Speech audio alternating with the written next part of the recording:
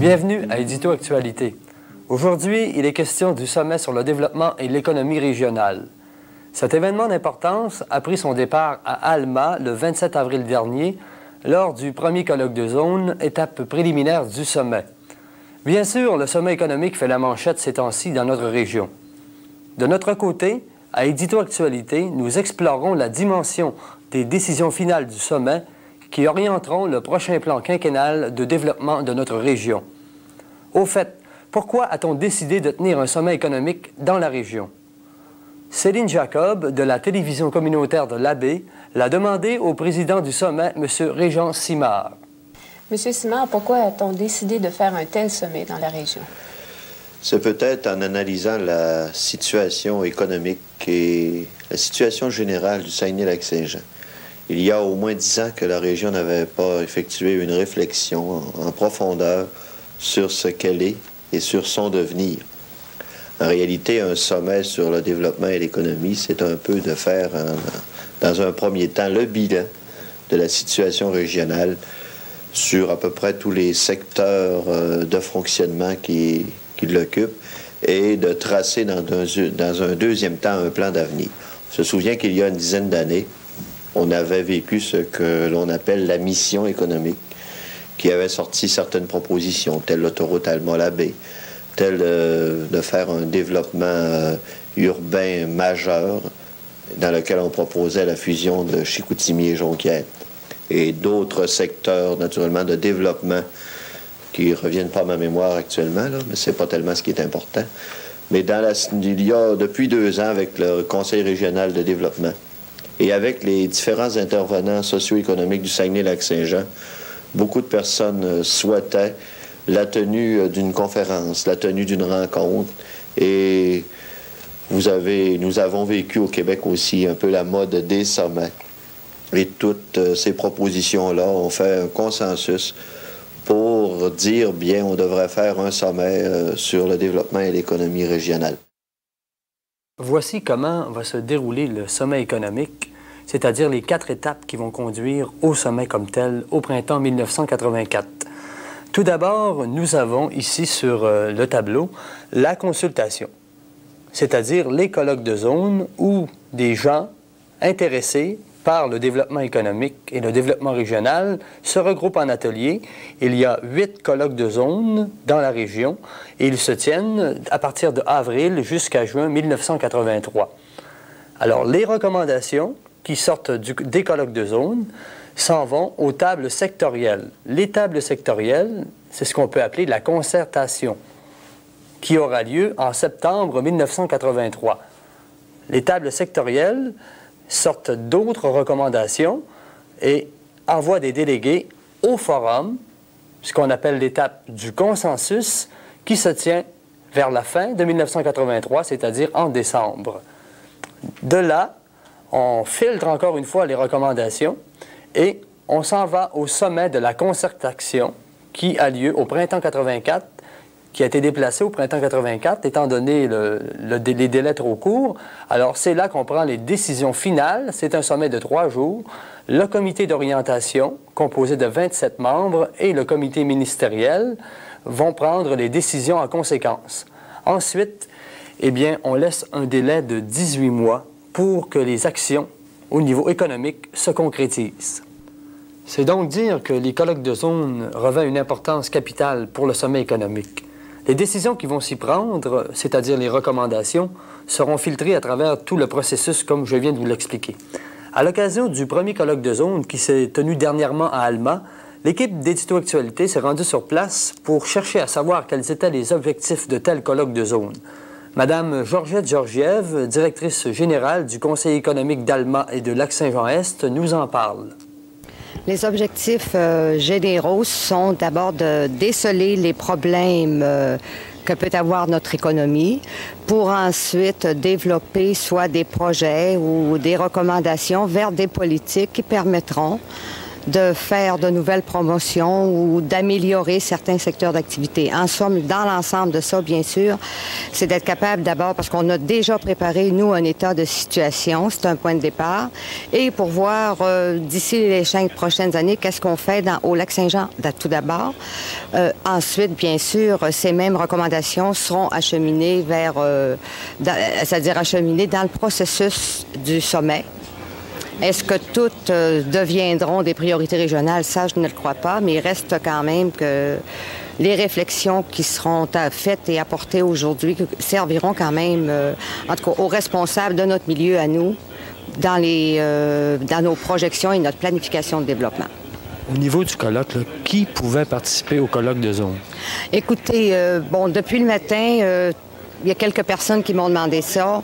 Nous avons tenté depuis 2 mois de dire à tout le monde le colloque de zone est accessible à tous les gens. Nous n'avons pas mis de frais d'inscription justement pour permettre l'accès. Évidemment, il y a des frais pour ceux qui restent manger ici, mais personne n'était obligé de faire. Et à ce moment-là, la seule chose qu'on faisait, c'est peut-être s'inscrire, puis il n'y avait pas de frais de base. Nous absorbons au Conseil économique tous les frais d'impression, tous les frais, bon, jusqu'à maintenant. Et nous avons distribué environ 1000 documents sur le colloque depuis 2 mois. Et tous les présidents d'associations ont reçu des invitations particulières en disant, les syndicats, en somme, tous les groupes, parce qu'il y en a à peu près 100 quelque chose dans notre région, en disant, prévenez vos membres, faites-le pour nous. Les industries, les commerces, tous les cercles d'affaires, on a tenté de sensibiliser tout le monde. En tout cas, pour moi, là, j'ai vraiment la conscience d'avoir essayé de dire que c'était ouvert à tout le public. Même si la discussion et la participation ont été qualifiées de succès lors du colloque de zone d'Alma, on est encore loin des résultats concrets. Le cheminement des décisions finales dépendra en grande partie du gouvernement provincial qui est fortement impliqué dans le sommet. Aussi, ne faut-il pas s'étonner de voir plusieurs députés s'afficher lors des étapes du sommet. Nous avons rencontré, lors du colloque de zone de Lac-Saint-Jean-Est, le député Jacques Brassard, avec qui nous avons discuté de l'implication des élus provinciaux. Alors, M. Brassard, qu'est-ce qui vous a incité à participer au colloque de zone de Lac-Saint-Jean-Est? D'abord parce que le gouvernement du Québec est partie prenante du sommet économique régional, à la fois sur le plan financier puis sur le plan également des ressources techniques. On le voulait, ce sommet-là. Et comme on le sait, le colloque de zone est une étape importante, majeure, qui nous conduit vers ce sommet sur le développement régional. Alors, c'est pour ça que j'ai quitté Québec cet avant-midi, même si on est en session parlementaire, pour venir voir sur place comment ça se déroule et m'impliquer. Plus de 250 participants ont assisté au colloque de zone tenu à Alma.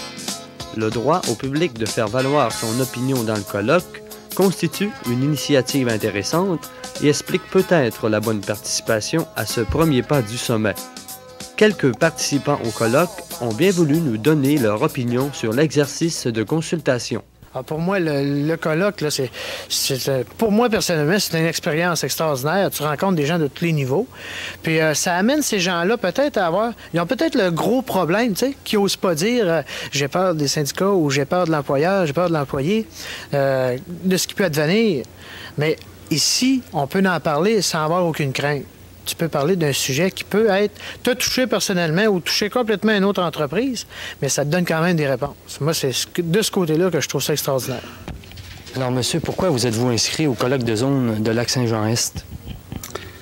Je pense, comme enseignant en technologie agricole au Cégep d'Alma, j'ai un rôle social, c'est-à-dire qu'il faut quand même que je m'implique dans un secteur, un centre d'intérêt qui est l'agroalimentaire. Donc, je pense...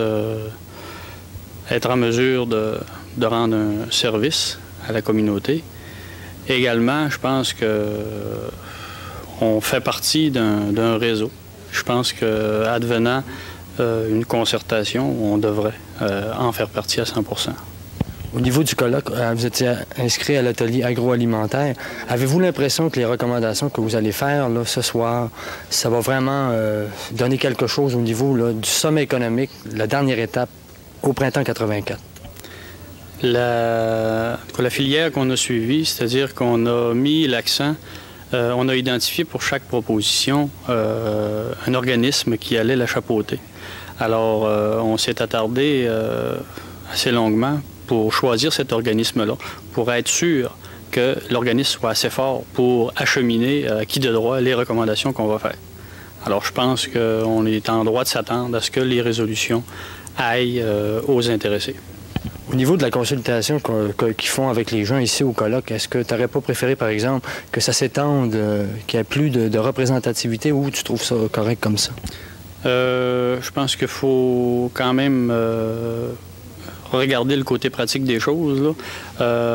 Des ateliers qui regroupent trop de personnes, je pense que tu t'y perds à un moment donné. C'est très difficile de faire sortir un consensus. Alors, en essayant quand même d'être représentatif, c'est-à-dire d'avoir quelques personnes des différents secteurs d'intervention, à ce moment-là, tu peux aller chercher les idées maîtresses puis les faire ressortir à l'intérieur d'une résolution. Donc, vous êtes confiant quant aux recommandations qui vont sortir d'ici? Je pense, en tout cas, je parle au niveau de notre atelier, là, les recommandations vont être très concrètes et étant donné qu'on a identifié clairement l'organisme qui devrait les chapeauter, je suis confiant. Maintenant, au niveau des recommandations qui sortiront de ce colloque, qu'est-ce qui va se passer après ça? Ça s'en va à la table sectorielle, mais croyez-vous que les recommandations vont être étudiées équitablement, dépendant des divers colloques de zone? Bon, évidemment, on peut se poser toutes sortes de questions. Bien sûr que s'il y avait une recommandation qui est présentée par uniquement, par exemple, la zone Lac-Saint-Jean-Est, parce que, pardon, il y aura 7 colloques pour couvrir notre territoire à nous. S'il y a une résolution, par exemple, sur un sujet précis, c'est évident que ça ne deviendra pas une priorité régionale. D'autre part, si la même préoccupation est reflétée à peu près à la grandeur du territoire, j'ai l'impression que là, ça deviendrait une politique officielle où il devrait y avoir une prise de décision. Parce qu'il faut savoir que le sommet, ça ne sera quand même pas une place où on va passer 75 ou 80 ou 90 grandes priorités. Parce que dans l'ensemble, c'est vraiment sur des secteurs économiques à développer ou d'autres, ou si ce n'est pas en économie, ça peut être en tourisme ou ailleurs, là, mais une politique générale qu'on va vouloir faire accepter par les preneurs de décision. Moi, je suis optimiste dans le sens que je pense qu'on va réussir tous ensemble à identifier nos problèmes en matière de développement, en matière économique, sociale aussi, culturelle. Je pense que c'est un exercice qui va nous permettre d'identifier nos problèmes, mais également aussi de dégager des solutions pour résoudre ces problèmes-là qu'on aura identifiés. Moi, je suis confiant parce que une opération comme celle-là, qui fait appel à la participation des citoyens, donc du monde qui est embarqué, qui est impliqué et qui vit quotidiennement les problèmes. Moi, je suis confiant que il y a de l'espoir que ce monde-là, ces gens-là, ces citoyens-là qui sont impliqués, puissent identifier, dégager des solutions. Et je pense que lorsque le sommet aura lieu, lorsqu'on aura franchi toutes les étapes là, qui nous conduisent au sommet, moi, je suis confiant qu'on se retrouvera avec un plan de développement, avec une bonne feuille de route pour permettre à la région de résoudre ses problèmes de développement et de relancer à la fois l'économie de la région, mais également aussi de permettre le développement à d'autres niveaux aussi, puis dans d'autres domaines culturels, domaine social. De nombreux observateurs s'interrogent sur la nécessité de faire un sommet économique dans la région. Peut-on s'attendre à des décisions concrètes une fois le sommet terminé? C'est la question que nous nous posons et aujourd'hui, pour en discuter, nous avons M. Claude Garon, qui est journaliste à l'hebdomadaire Lac-Saint-Jean. Bonjour. Bonjour. Alors, une première question. Vous avez suivi les étapes du sommet à partir de l'Assemblée qu'il y avait eu à Alma au mois de novembre. Alors, c'est une mode depuis quelques années de faire des sommets au Québec, des sommets de consultation. Est-ce qu'on peut dire que le sommet économique, là, ça s'inscrit seulement dans cette mode de consultation qu'on a eue depuis quelques années? On peut présumer que c'est aussi cette mode-là, que ça provient, ça correspond à cette mode-là. Sans doute aussi que ça correspond quand même à un besoin réel que sentent les gens de repenser la façon dont s'est développé les régions, compte tenu du cul-de-sac dans lequel en est arrivé le développement régional. Ce qui veut dire que le développement régional, actuellement, est déficient si on va faire un sommet. Je pense qu'on peut dire qu'il souffre au moins de sérieuses lacunes quand on regarde la situation dans la région, entre autres peut-être de l'ordre de 45 à 50 000 personnes qui vivent soit de prestations d'assurance chômage ou de l'aide sociale, sur une population de 275 000. Je crois qu'on peut dire qu'effectivement, ça souffre de sérieuses lacunes, d'autant plus qu'il ne semble pas y avoir d'amélioration prévisible à court terme. Bien, qu'est-ce qu'on veut développer exactement dans un sommet de développement économique? On sait que, par exemple, dans le domaine, si je prends un exemple de la forêt, c'est surexploité dans la région. Qu'est-ce qu'on veut développer de plus dans ce domaine-là? C'est ça. Développer, dans ce cas-là, ça veut peut-être dire des mesures comme reboiser ou repenser la façon dont on a toujours exploité les forêts. Dans d'autres domaines de l'agriculture, ça pourrait être de diversifier. C'est sûr que ce qu'il y avait de plus intéressant à développer, de plus facilement développable, qui est la forêt et le réseau hydrographique avec son potentiel énergétique, c'est sûr que c'est développé actuellement. Et c'est développé d'une façon telle que ça nous prive de certains autres usages. Ce sont des limites auxquelles on est confronté. Maintenant, c'est un peu le défi, je présume, de ceux qui ont décidé d'organiser ce sommet-là. C'est de trouver d'autres solutions, trouver d'autres façons de se développer pour améliorer la vie des gens de la région, qui est finalement l'objectif ultime, je pense, d'une démarche comme ça. En tout cas, qui devrait l'être, si ça ne l'est pas. Quand on regarde le rôle du gouvernement provincial dans ce sommet, il est omniprésent avec le comité ministériel qui est composé de 6 membres du cabinet péquiste. Le gouvernement fédéral, de son côté, n'a qu'un seul représentant dans le comité d'orientation. Là, est-ce qu'on peut dire que c'est un sommet politique? C'est le sommet du gouvernement du Québec. En dernière analyse, c'est certain que c'est le sommet du gouvernement du Québec et que c'est, dans un sens, un sommet politique. De toute évidence, lorsqu'on soit rendu à la 4e et dernière étape du sommet, là où se prendront les engagements de réalisation des projets qui auront été retenus, c'est finalement le gouvernement du Québec qui, financièrement, va être sûrement très impliqué. Et par conséquent, ça devient une décision politique, une décision du Conseil des ministres, même tout ça, des lois de l'Assemblée nationale. C'est éminemment politique. Mais quand on pense que le fédéral a des crédits beaucoup plus supérieurs qu'au provincial, les objectifs et les décisions du sommet, ça peut être faussé d'un sens. C'est évident que si Québec se retrouve avec des engagements qui dans l'impossibilité de financer, c'est évident que ça va avoir été un échec et peut-être probablement qu'à ce moment-là, on aura regretté la présence du gouvernement fédéral. C'est une possibilité. D'accord. Maintenant, on regarde le comité d'orientation qui est composé actuellement de 27 membres. Il y a une seule femme sur ce comité, mais c'est pas ça que je veux en venir. Est-ce que, d'après toi, il est réellement représentatif de tous les intervenants au niveau du développement et de l'économie dans notre région? Je ne dirais pas qu'il est très représentatif. Remarquez bien que dans ce genre de processus-là, il y a rarement une représentation très grande. Sont d'abord représentés des gens qui s'intéressent au développement régional, et c'est pas tout le monde qui s'intéresse au développement régional. Ça, c'est la première limite. En plus de cela, effectivement, ici, quand on a formé le comité d'orientation, quand on en fait l'analyse, on voit bien que c'est les centres traditionnels, les développeurs traditionnels, Hydro-Québec, Alcan, la grande entreprise qui est représentée, plus des gens proches du Parti québécois, des figures connues du Parti québécois, des militants. Maintenant, est-ce que cette influence-là sera déterminante? C'est pas certain. Parce que quand je regarde ce qui s'est passé au colloque de zone ici à Alma, les gens sont libres, eux, quand même, de formuler les propositions de développement, ce qu'ils jugent être des propositions de développement. Et au fur et à mesure qu'on va monter dans la structure, j'imagine que le comité d'orientation ne pourra pas quand même faire comme s'il n'y avait pas eu de colloque de zone et éliminer trop radicalement les propositions qui ne feront pas son affaire. Il reste à voir l'influence que va avoir le comité d'orientation. Qu'il ait fallu le restreindre, c'est possible. Maintenant, la façon dont ça s'est fait, c'est sûr, c'est fait par des manœuvres de coulisses qui se font habituellement en politique, des manœuvres de pouvoir. Mais il y a les groupes populaires qui se disent sous-représentés. Il y a un seul représentant, et c'est monsieur Gérard Claveau de la SNQ. Alors, on a particulièrement un groupe populaire. C'est justement ce que je me pose. Là. On dit que les groupes populaires sont représentés. Monsieur Simard, le président du sommet, dit que les groupes populaires sont représentés. Mais j'ai l'impression que même les groupes populaires ont pu déjà, lors du colloque de zone, ils vont pouvoir, lors des colloques de secteur, prendre la place qu'ils jugeront pas. Parce que dans le fond, les colloques sont ouverts à tout le monde. Je veux dire, les gens qui veulent s'impliquer, il faut qu'ils y aillent. Tant pis pour ceux. C'est sûr que ceux qui n'iront pas auront très certainement tort. C'est sûr. Bon, dans le processus du sommet, c'est-à-dire il y a plusieurs étapes. On a les colloques de zone, l'étape sectorielle, le forum et finalement le sommet au printemps 84. Est-ce que d'après vous, il y a trop d'étapes parce que les délais, c'est trop long?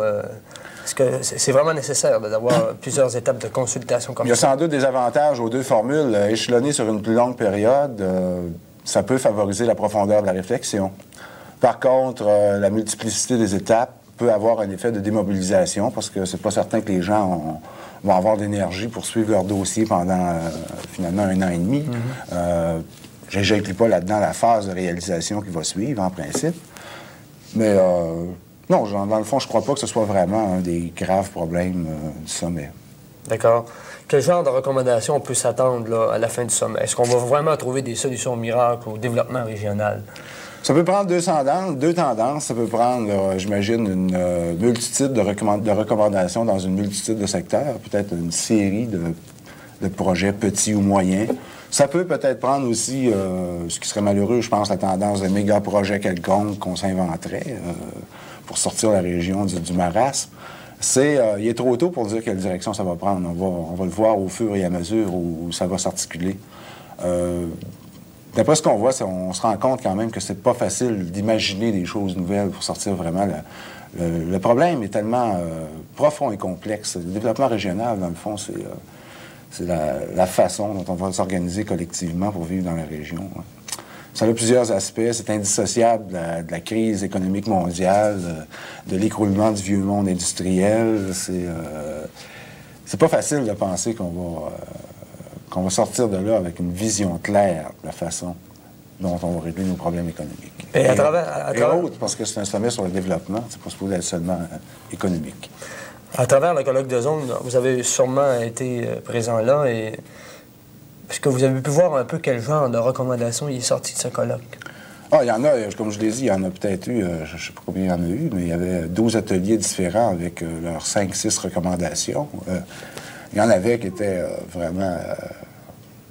dont je m'étonne que ce soit retrouvé dans un sommet comme celui-là. Des mesures sur les heures d'affaires des établissements commerciaux, des choses comme ça, je pense pas que ce soit des préoccupations très grandes. Il y en a eu des beaucoup plus intéressantes, en sorte d'assez radicales dans le domaine de la forêt, comme une recommandation d'obliger les compagnies forestières à reboiser les concessions qu'elles utilisent, aussi des projets intéressants, le développement touristique, la mise en valeur des îles, la grande décharge, de Saint-Gédéon. Des choses en une multitude de secteurs, peut-être réalisables, qui peuvent être réalisables, dépendant de la volonté politique qu'il va y avoir au bout de ça. Oui, dépendant. Du consensus aussi, parce que là, c'est au fur et à mesure où on va s'étendre dans la région, il va y avoir des conflits non seulement de tendances sur le type de développement, mais des conflits aussi géographiques. Les conflits de clochers qu'on connaît bien dans la région vont sûrement ressurgir. Alors, est-ce que le Lac-Saint-Jean pourrait avoir droit à sa quote-part cette fois-ci, au moins des investissements éventuels? Je présume que oui. De toute façon, on est peut-être mieux de ne pas y penser parce que l'esprit de clocher est déjà une chose suffisamment forte. On est peut-être mieux de ne pas en parler pour ne pas l'exacerber parce que je pense pas que ce soit un type de préoccupation qu'on devrait avoir à ce moment-ci. On devrait plutôt, je sais pas, essayer de penser ça au point de vue de l'ensemble de la région. De toute façon, le problème concerne l'ensemble de la région. Claude Garon, merci. L'idée d'organiser un sommet économique au Saguenay-Lac-Saint-Jean constitue en soi un effort louable compte tenu de la situation économique difficile que vit le Saguenay-Lac-Saint-Jean. Les colloques de zone représentent l'occasion d'avoir des sons de cloche des citoyens de la Sagamie vis-à-vis le développement et l'économie. Reste à savoir si ces recommandations deviendront des priorités régionales lors des décisions finales au printemps 1984. Espérons que les actions concrètes qui seront entreprises ne motiveront pas un choix politique, mais reflèteront bien l'ensemble des opinions des principaux intéressés par le développement régional. Merci et à la prochaine émission d'Édito Actualité.